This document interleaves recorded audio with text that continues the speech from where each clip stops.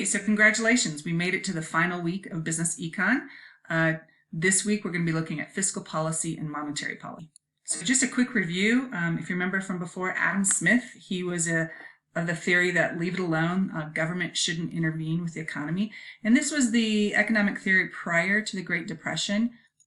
The belief is that supply and demand will correct themselves, and that if we're in a recession or depression, we'll go back to full employment over time.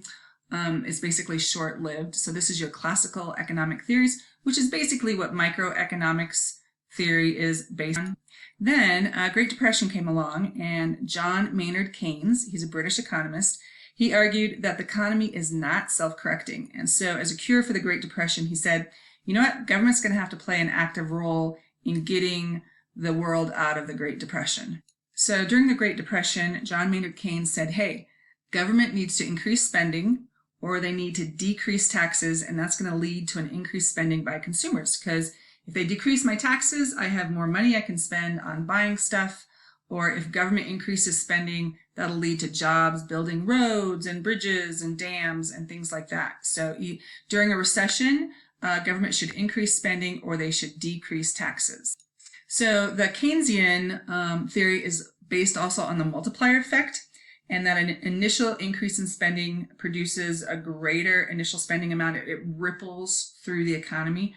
So for those of you guys that maybe your family got $1,200, maybe $2,400 if you have two parents that you live with, and if they haven't lost their jobs, maybe they're going to use it to do some repairs on their house, or they're going to use the stimulus money to buy new clothing or a new car or whatever. And when they spend that money, it ripples through the economy. More people have jobs if they're selling a car, or you're getting takeout food. And so that multiplier effect, that government spending ripples through the economy and helps us out of a depression or recession.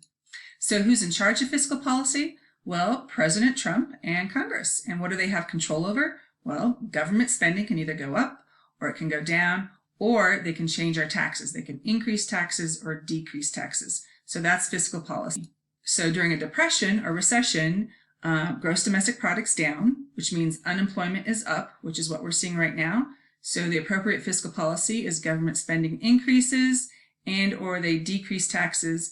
And again, why does this help? Well, we have more money to spend, which helps other people, which creates jobs. And then during high inflation, the theory states that, and this is demand pull inflation, and we kind of had that before the pandemic.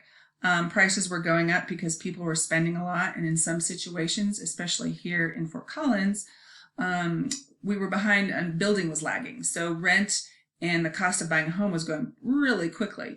So the appropriate fiscal policy for this is government should spend less, cut back, or they should tax more. And that slows inflation down because people have less money to spend on buying more stuff.